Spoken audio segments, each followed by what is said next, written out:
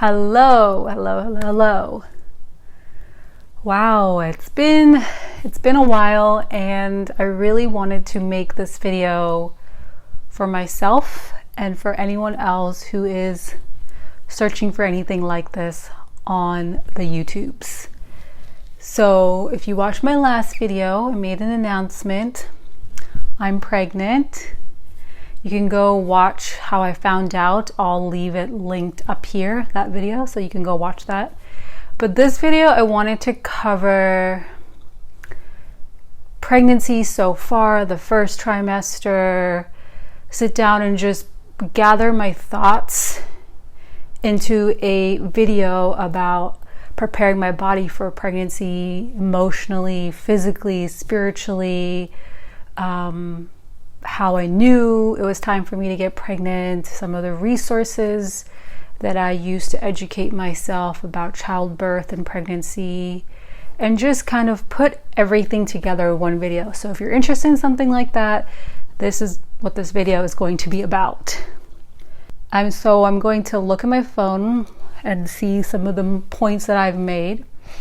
So let's start with how I knew I was ready to have a child and ready to embark on this journey to motherhood and being pregnant and carrying life in my womb. For me, it was all feeling and intuitive based. I've known ever since I was little that I wanted to be a mother. I think I wanted to be a mother more than I wanted to be married and have a husband and find a partner. I think I knew very early on in life that being a mother was a very big part of my purpose here on earth, to be able to have the privilege to raise another human being. Something about that really fulfills me and excites me and really feels aligned to my mission, my purpose, why I'm here on earth. And so when I got married, we waited like a year and a half, but it wasn't like an intentional wait. You know, I'm gonna wait X amount of time before I start trying to have a baby. It was just like that was what felt right. And over the past year before I conceived, I had felt the energy of this baby around me, near me, and I knew that there was a soul that was wanting to incarnate, and it just felt right. Prior to me getting pregnant, I gave it a lot of thought in terms of what having a child means. Not just in terms of like, oh, I want a child, but what that means, the level of responsibility emotionally, physically, mentally, spiritually, energetically that is, and what it means to me, and what motherhood means to me. And these are just contemplations I have had. I know I won't really know what motherhood means until I'm in the experience of motherhood. But for me, it was just contemplating a lot of these questions, thinking about what it means for me to have a child, what that will look like for me, how would I feel, how would I approach certain situations, certain things, just kind of sitting in contemplation with it, because that's just like how I like to operate and do things. And so when it was time to actually start trying, I very much knew I was ready. I was ready in a sense that it felt right. And so this kind of segues into like how I prepared for pregnancy. And oftentimes people just talk about how they prepared for pregnancy physically. But I prepared for pregnancy physically, mentally, spiritually, emotionally, in all the ways. Because for me, it's just more than a physical thing. Yes, your body is growing this beautiful human being and you're doing this dance together with your body. But you're also energetically, emotionally, spiritually, mentally stretching as well as a person. So how I did that, let me just look at my notes. Preparing my body for pregnancy. So for me, let's talk about the physical aspects first. I switched over to the menstrual cup about 2019. Yeah, I switched over from using pads and period underwear to using menstrual cups and period underwear.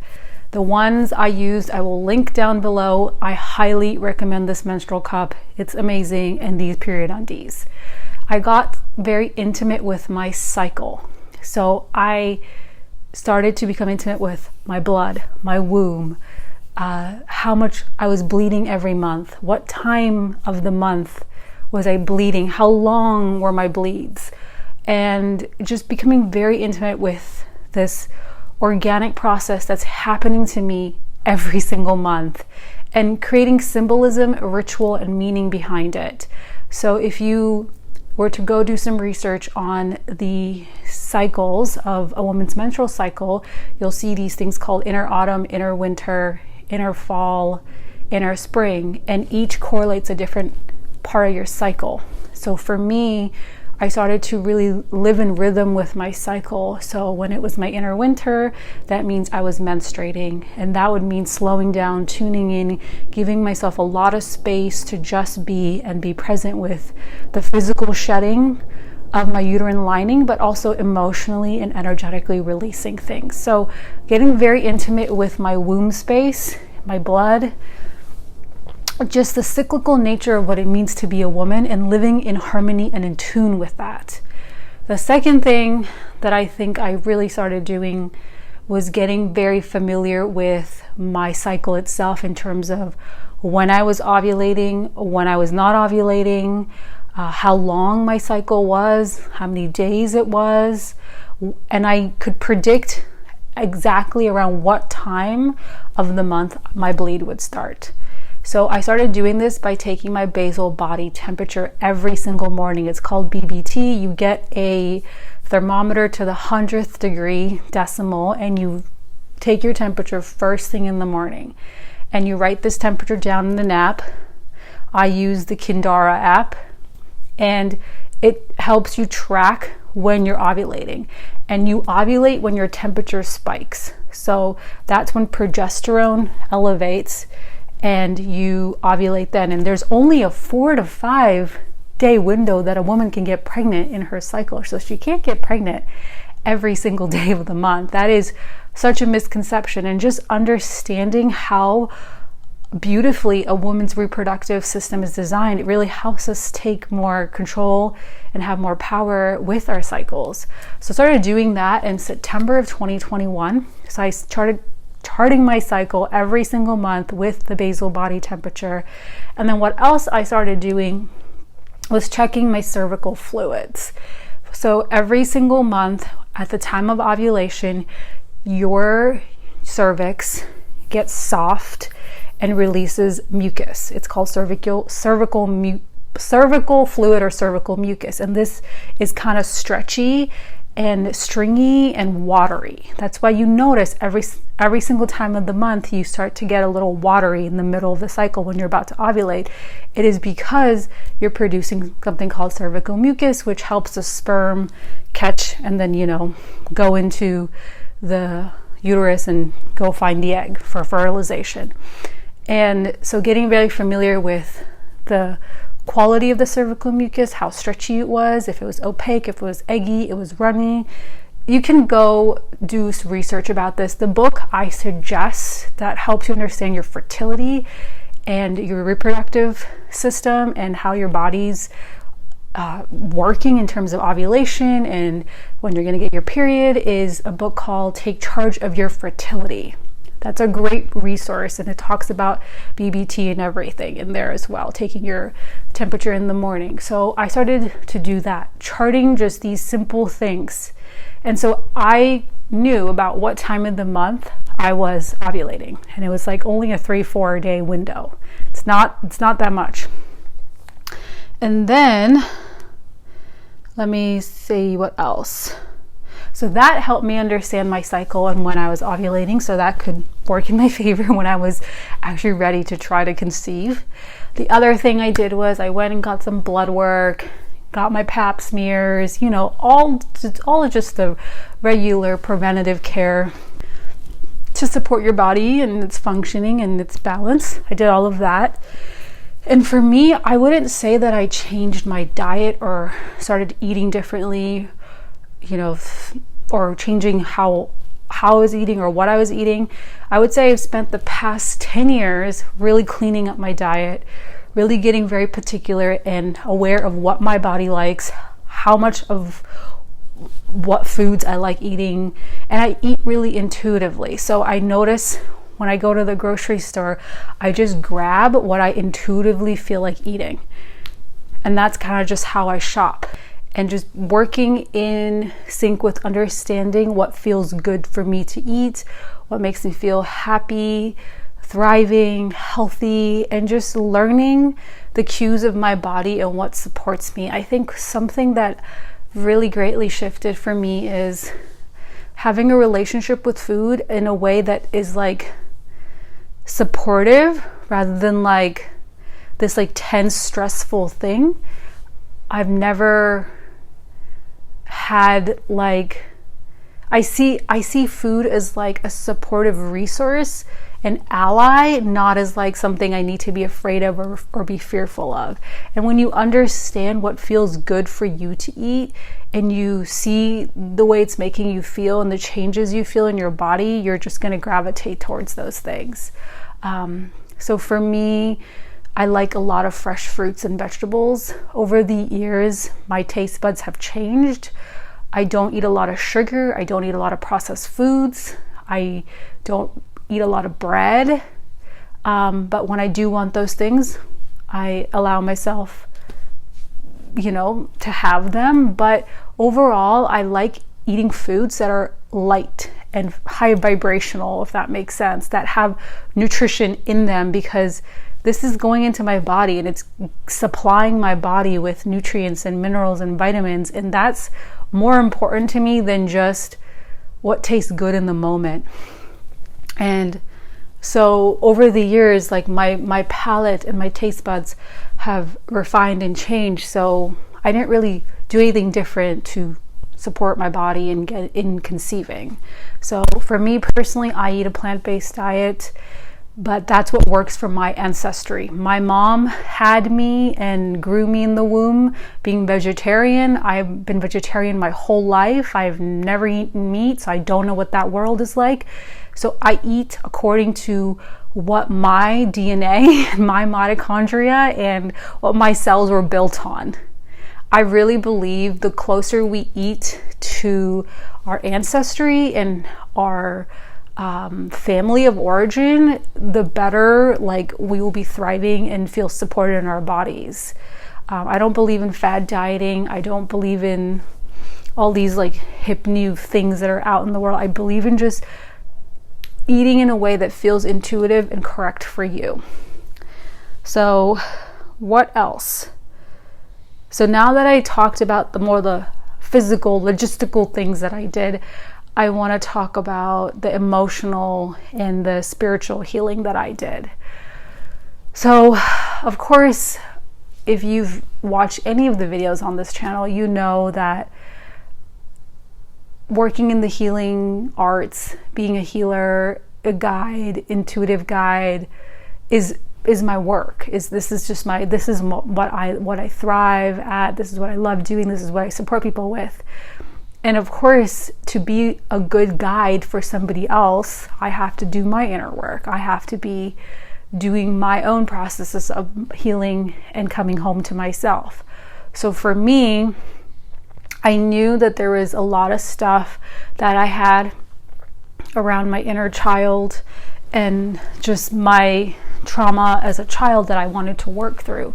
So I worked with a therapist and took a bunch of classes and courses and worked with a mentor for over 2.5 years because I really wanted to support myself in healing a lot of the unworthiness stuff that I was struggling with, the validation stuff, the self-esteem issues, a lot of the trauma that I'd gone through as a little girl. And I knew that if I were going to be a mother, I knew that my child deserved at least a conscious parent.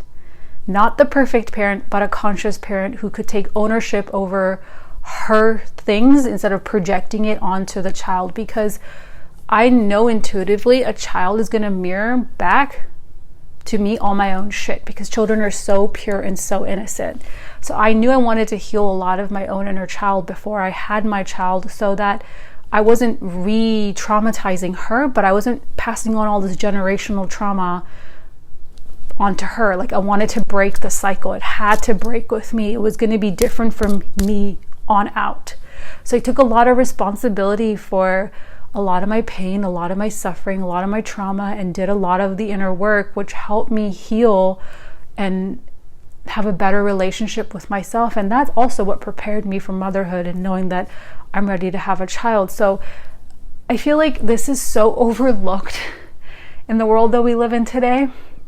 And we just focus on physical aspects of having a child, like, am I financially stable, or like, am I healthy enough to have a child and carry a child, which is important. But there's this whole emotional, mental, spiritual component of being able to raise a conscious child and be a conscious parent and be the parent that this child deserves and needs.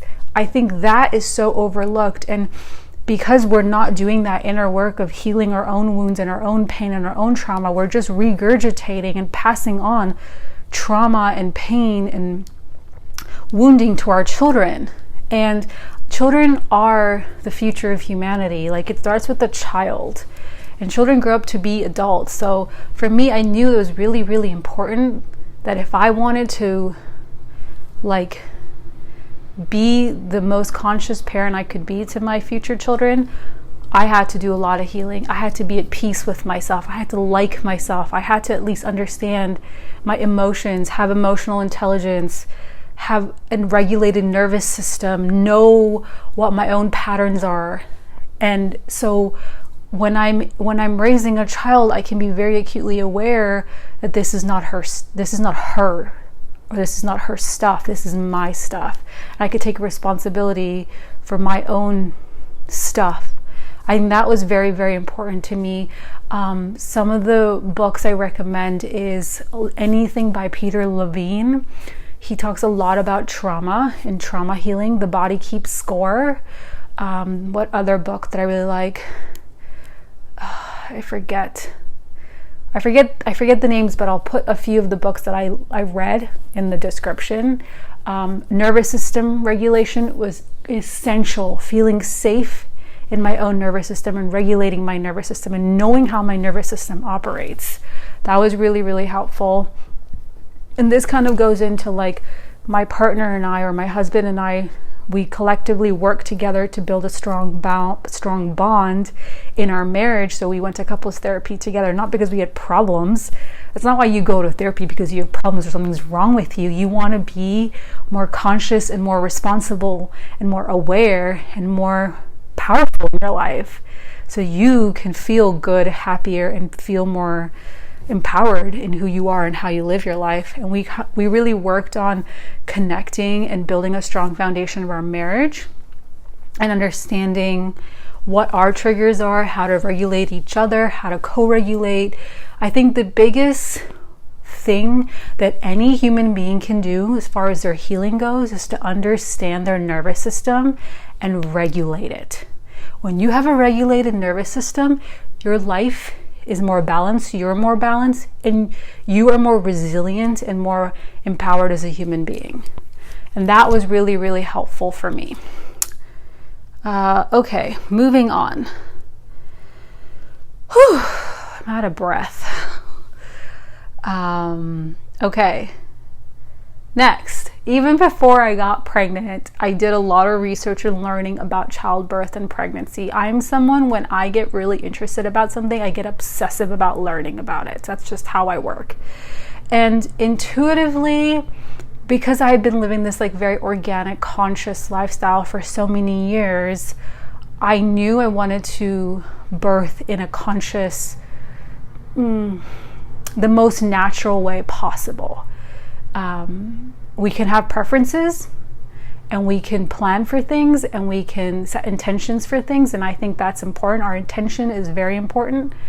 And I wanted to understand the whole pregnancy thing and childbirth and how that operates and what all that entails. And for me, the more knowledge you have and the more aware that you are, the better choices you can make, the better decisions you can make, the more discernment you'll have of what is correct for you and what is not correct for you.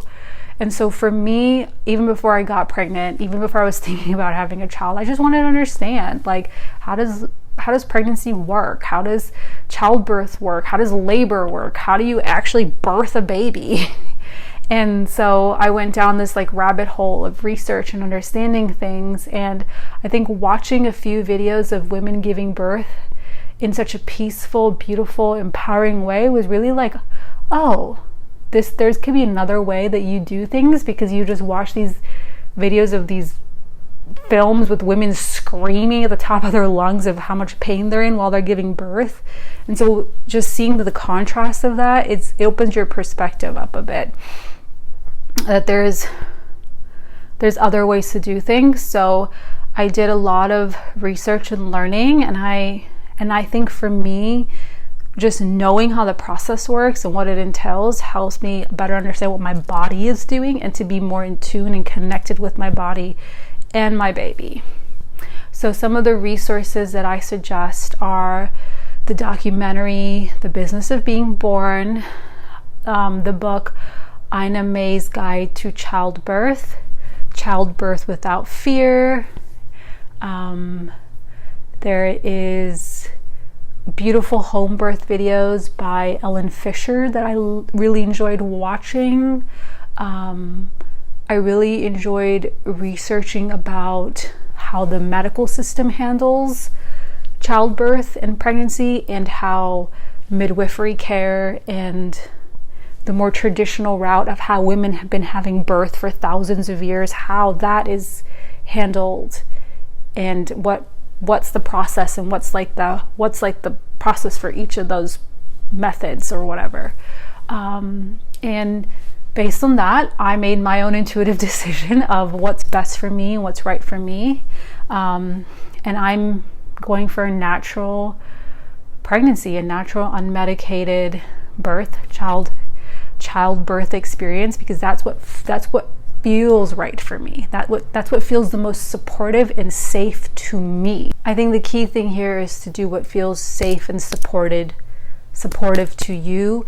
After doing my own research, I realized that the midwifery model works for me because I want individualized care. I want care that's specific to me, and I want someone who I can build a relationship with, who I can trust, who can really cater my pregnancy and what my values are and how I want to bring my child into the world, and our values can align. And I also wanted to work with somebody who understood the physiological nature of childbirth and pregnancy, and really can support me with being in tune with my body and working with my body and working with my baby. So at the end of the day, I feel like the more you do your research, look at all sides of the equation, and choose what's most supportive and safest for you, because where you feel the safest is where you should give birth. Because the more relaxed you can be, the more safe you can feel in your body, the easier it is going to be to basically bring your baby into the world. But yeah, for me, it was just an intuitive knowing that this is how I wanted to do things. I didn't really have to sit here and weigh things. I think I built enough of a relationship with my intuition, my body, to understand what is for me and how I would feel supported and how I would do something in a way that's aligned to me. Okay, let's finally talk about the first trimester and the actual conception. So, if you haven't already, please go listen to the podcast episode that I did with my husband. I think it's called The Next Chapter, I'm Pregnant, where we talk about us getting pregnant and what that meant, and just my husband and I sitting down and chatting together about what this pregnancy means for us, and just connecting and capturing this start of this journey of becoming parents. So listen to that if you want to know a little bit more detail of both of us in conversation together. So we officially started trying in March of 2022, so this year. And like I said, because I knew when I was ovulating, my cycle and everything, I knew my window.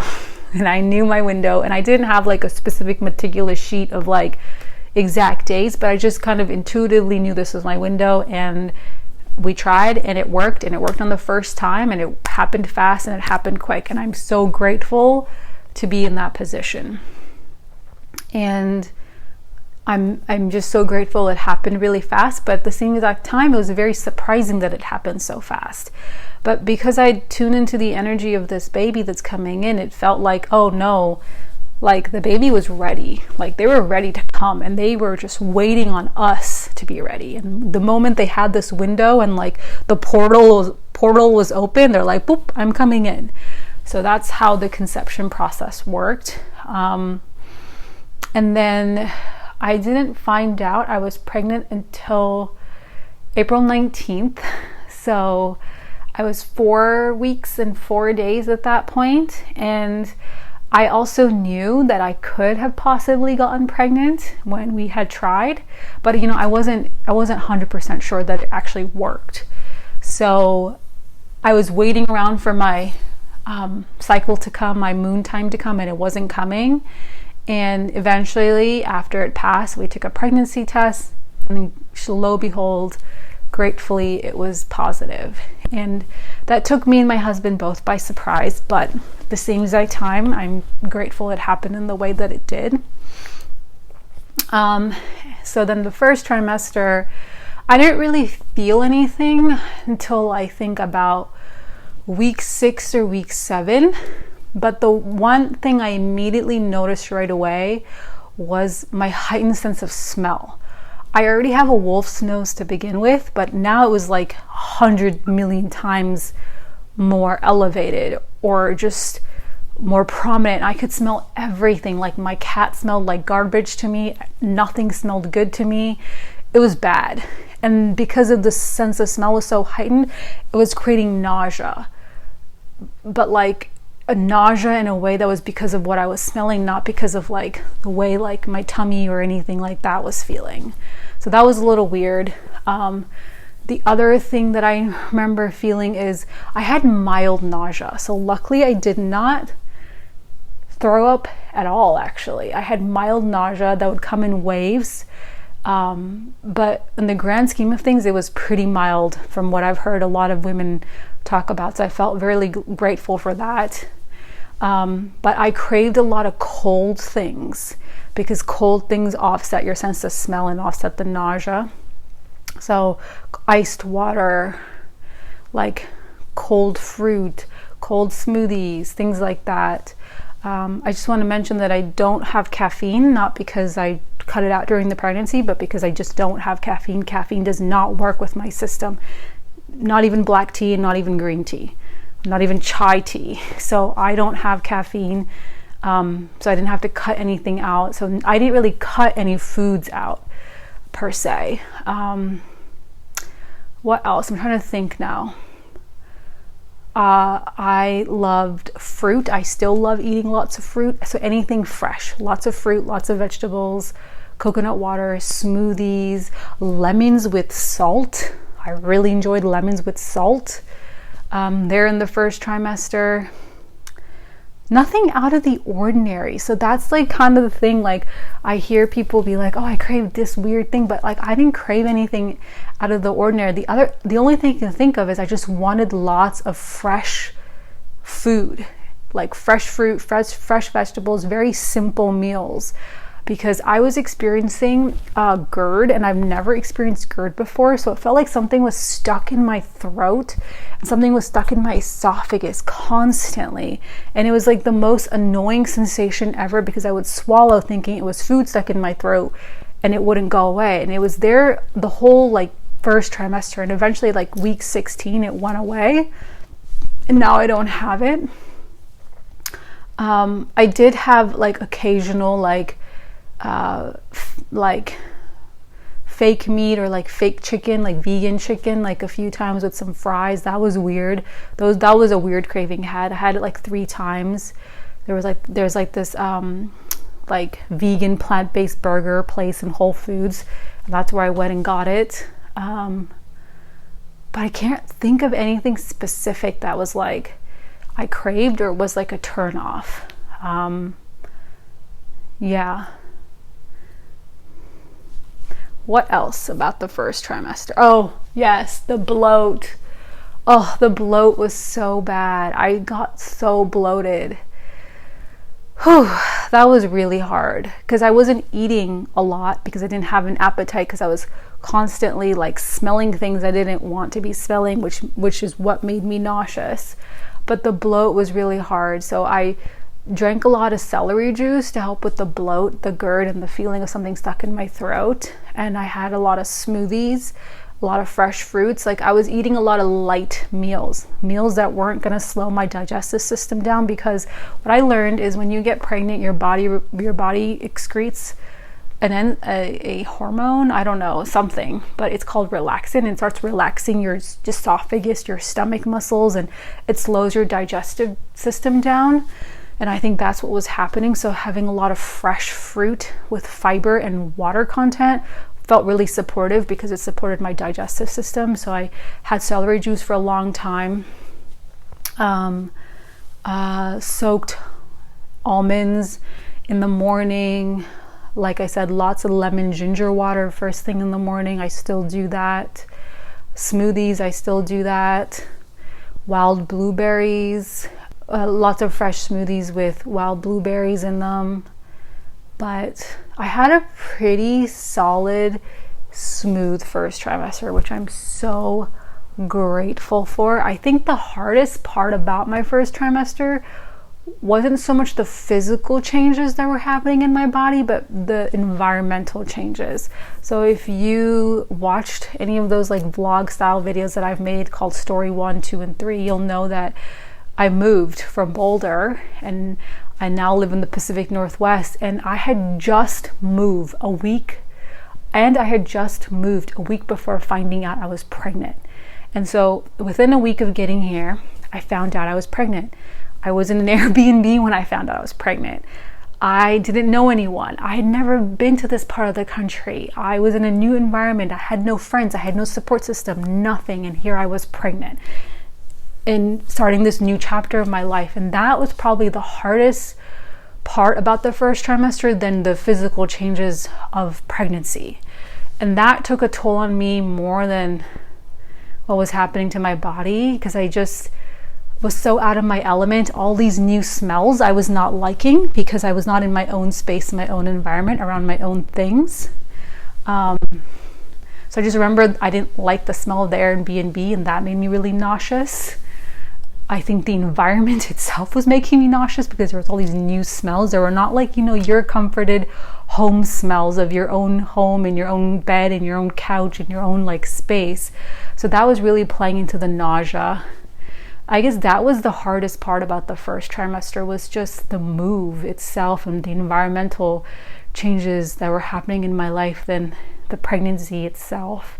But I think because that was happening, it made it harder for me to enjoy the pregnancy. Yeah, so that was more of a challenge than anything. So I do not suggest making a move as soon as you found out you're pregnant or right before you got pregnant. Just don't do that to yourself unless you have to do it, because it really just affects you in a mental, psychological, emotional way, because you just want to be in a supportive environment, and that took a toll on me.